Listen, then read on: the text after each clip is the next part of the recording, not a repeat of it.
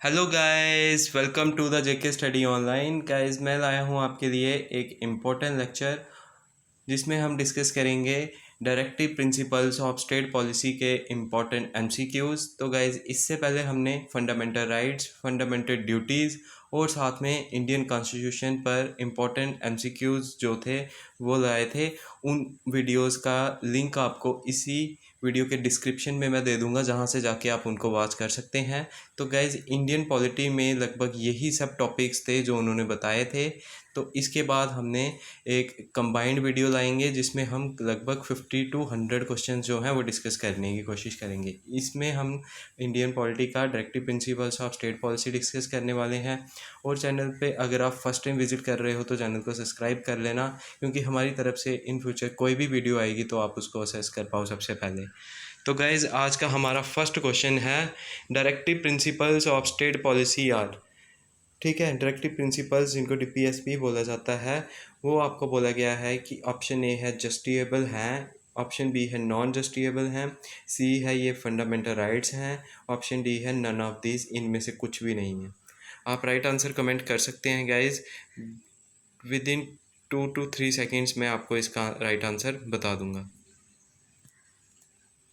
I hope आपने इसका right answers comment कर दिए होंगे।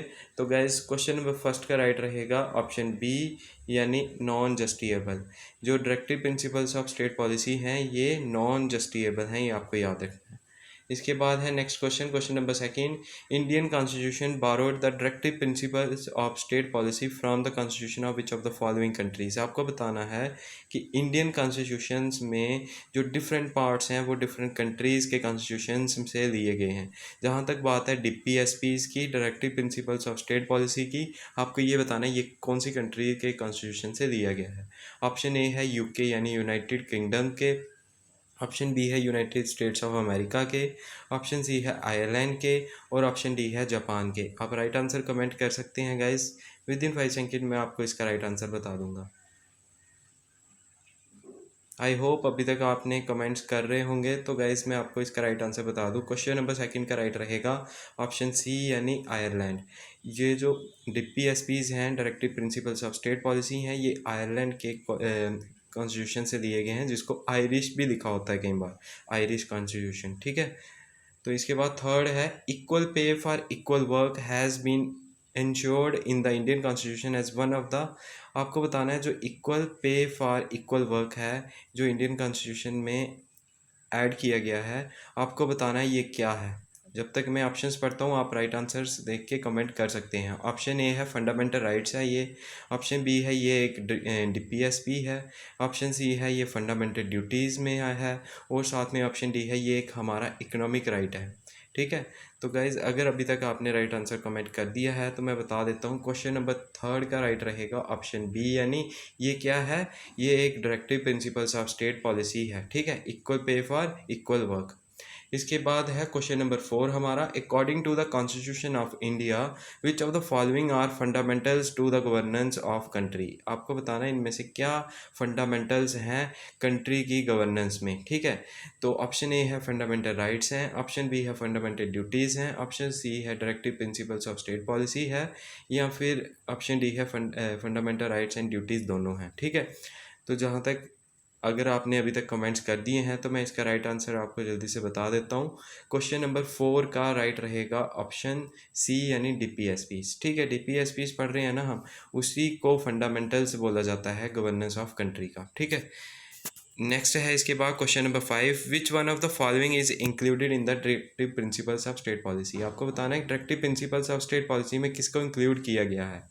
ऑप्शन ए है protection in respect of conviction of or offences, option B है protection of life and personal liberty, option C है protection of interest of minorities, या फिर ऑप्शन डी है equal pay for equal work for both man and women. I hope आपने अभी तक comments कर दिए होंगे। तो गाइज, क्वेश्चन नंबर फाइव का मैं आपको राइट बता देता हूँ। इसका राइट रहेगा ऑप्शन डी, यानी equal pay for equal work for both man and one. ये जो है ये directive principles of state policy में इंक्लूड किया गया है। जहाँ तक बात है protection in respect of conviction for offences, ये जो है ये आर्टिकल 32 के अंदर आता है। फिर इसके बाद है protection of life and liberty, ये भी आता है फंडामेंटल राइट्स में 21 में। और इसके बाद है protection of interest of minorities, ये भी देखा जाए तो फंडामेंटल राइट्स में आता है। ठीक है, ये जो फर्स्ट है ना, protection in respect of conviction of offences, ये आर्टिकल फंडामेंटल फंडामेंटल राइट्स में ही आता है। लेकिन फंडामेंटल राइट्स कौन सा, राइट्स ऑफ फ्रीडम। ठीक है, राइट्स ऑफ फ्रीडम में भी आता है, और कई बार ये आर्टिकल 32 में भी आ सकता है, क्योंकि ये रिट जो होती हैं, रिट्स वो इन्फोर्स जब करते हैं उसमें हम इसकी मांग कर सकते हैं। ठीक है, ऑप्शन ए जो है, तो यहाँ तक आपको इसका क्वेश्चन का आंसर है वो ऑप्शन डी राइट रहेगा। फिर इसके बाद है question number 6, which of the following is not a fundamental rights. आपको बताना है इनमें से कौन सा फंडामेंटल राइट नहीं है। जहाँ तक बात है ना ऑप्शन ए की, तो लिखा हुआ है right against exploitation, option B है equal pay for equal work, option C है equality before law, option D है right to freedom of religion. ठीक है, जहाँ तक ये सब हैं, ऑप्शन डी ये भी फंडामेंटल राइट्स है, ए भी है, बी भी है, और सी जो है ये क्या है, डीपीएसपी है, ये यही इसका राइट रहेगा। ठीक है, equality before law, sorry guys, और जो ये है इक्वलिटी बिफोर लॉ, ये भी जो है ये फंडामेंटल राइट्स है, देखा जाए आर्टिकल 14 के अंदर आता है ये, तो इसका राइट रहेगा ऑप्शन बी। ठीक है, equal pay for equal work, ये जो है ये हमने ऊपर भी पढ़ा, ये क्या है, directive principles of state policy. तो इसका राइट कौन सा ऑप्शन रहेगा वो मैं आपको बता देता हूँ। इसका राइट रहेगा ऑप्शन बी, यानी equal pay for equal work. ठीक है, तो नेक्स्ट है इसके बाद question number 7, which one of the following articles direct state government to organise village panchayat. तो आपको बताना है कौन सा आर्टिकल ये बताता है कि जो स्टेट गवर्नमेंट्स हैं उनको विलेज पंचायत को ऑर्गेनाइज करना चाहिए। ऑप्शन ए है 32, ऑप्शन बी है आर्टिकल 40, ऑप्शन सी है आर्टिकल 48, ऑप्शन डी है आर्टिकल 51। तो गाइज अगर अभी तक आपने इसका राइट आंसर कमेंट कर दिया है तो मैं आपको बता देता हूँ, इसका राइट रहेगा ऑप्शन बी। ठीक है, आर्टिकल 40 के अंदर ये आता है। जहाँ तक बात है आर्टिकल 32, इसमें रिट्स इन्फोर्स करने की बात की गई है। ऑप्शन सी जो सी है ये भी एक डायरेक्टिव प्रिंसिपल्स है, लेकिन ये इसमें ये जो बोला गया है articles to direct state governments to organise village panchayat, ये नहीं आता है।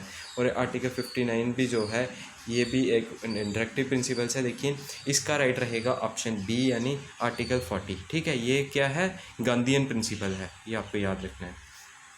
ऑप्शन इसके बाद है question number 8, Panchayati Raj system in India is laid down under. जो पंचायती राज सिस्टम है ये किस में बताया गया है।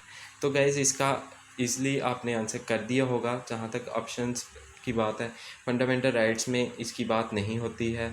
जहाँ तक बात है फंडामेंटल ड्यूटीज़ में, वहाँ भी इसकी बात नहीं होती है। इलेक्शन कमीशन एक्ट में भी इसकी बात नहीं होती है।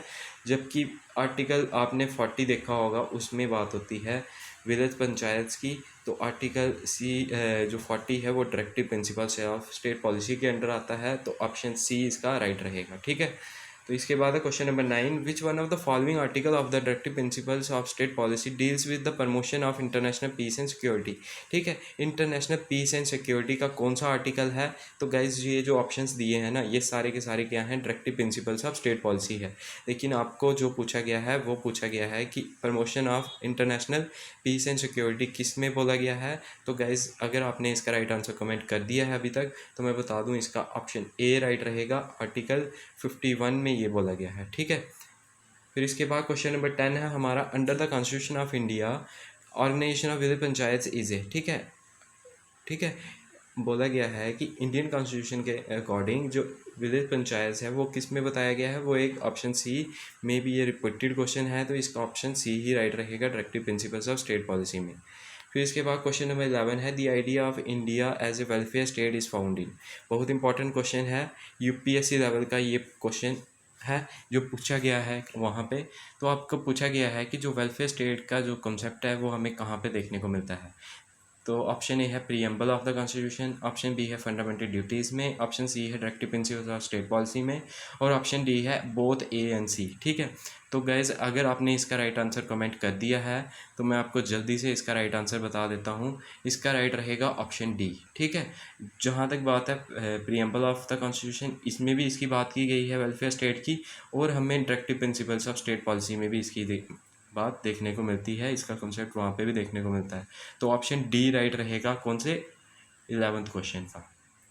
इसके बाद है question number 12, the concept of welfare state is included in the constitution of India in the, ठीक है, जो कंसेप्ट है वेलफेयर स्टेट का वो किस में बताया गया है। तो गाइज ये आपको ध्यान रखना है, इसका राइट आंसर रहेगा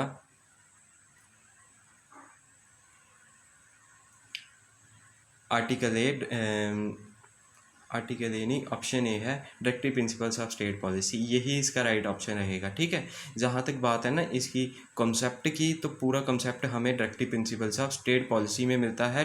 प्रेम्बल में सिर्फ इसका प्रिसाइज ही कुछ नोट में देखने को मिलता है, सिर्फ वर्ड ही देखने को मिलते हैं वेलफेयर स्टेट के। ठीक है, जहाँ तक कॉन्सेप्ट की बात है ना, ये आप ध्यान रखना, ऑप्शन ए राइट रहेगा, directive principles of state policy में ही इसका कॉन्सेप्ट हमें देखने को मिलता है। ठीक है, इसके बाद है question number 13, which one of the following is not the objective of directive principles of state policy. आपको बताना है इनमें से कौन सा जो है वो ऑब्जेक्टिव नहीं है directive principles of state policy का। To establish a welfare state, ये तो है। To ensure economic social economic justice, ये भी है। ठीक है, फिर इसके बाद है to establish a religious state, ये नहीं है। ठीक है, ऐसी कहीं भी हमने बात नहीं देखी थी। ऑप्शन डी है to establish a secure state, ये बात बिल्कुल ही इसमें भी की गई है। ठीक है, तो ऑप्शन कौन सा राइट रहेगा इसका, ऑप्शन सी राइट रहेगा, क्योंकि उन्होंने पूछा है not the objective of directive principles of state policy. ठीक है, क्वेश्चन नंबर 13 का सी ऑप्शन राइट रहेगा। फिर इसके बाद है question number 14, the purpose of inclusion of directive principles of state policy in the Indian constitution is to establish, क्या establish करना चाहते हैं directive principles of state policy को इंडियन कॉन्स्टिट्यूशन में, ये ऐड करके। तो जहाँ तक ऑप्शंस मैं जब तक पढ़ता हूँ आप तब तक इसका कमेंट कर देना।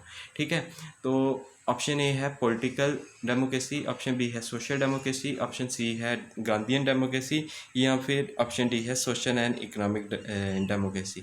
तो गाइज अगर आपने अभी तक राइट आंसर कमेंट कर दिया है तो क्वेश्चन नंबर 14 का राइट रहेगा ऑप्शन सी, यानी गांधीयन डेमोक्रेसी दिखाना चाहते हैं, किससे, directive principles of state policy का इंक्लूजन करके इंडियन कॉन्स्टिट्यूशन में। ठीक है, तो गाइज इसी के साथ directive principles of state policy की वीडियो कंप्लीट होती है। फंडामेंटल ड्यूटीज़ और फंडामेंटल राइट्स के जो इंपॉर्टेंट क्वेश्चंस हैं उनको ज़रूर देख लेना, क्योंकि बहुत बार उसी में से क्वेश्चंस आ जाते हैं, बहुत इंपॉर्टेंट क्वेश्चंस हैं। वीडियो के जो डिस्क्रिप्शन में लिंक मिल जाएगा आपको उसका।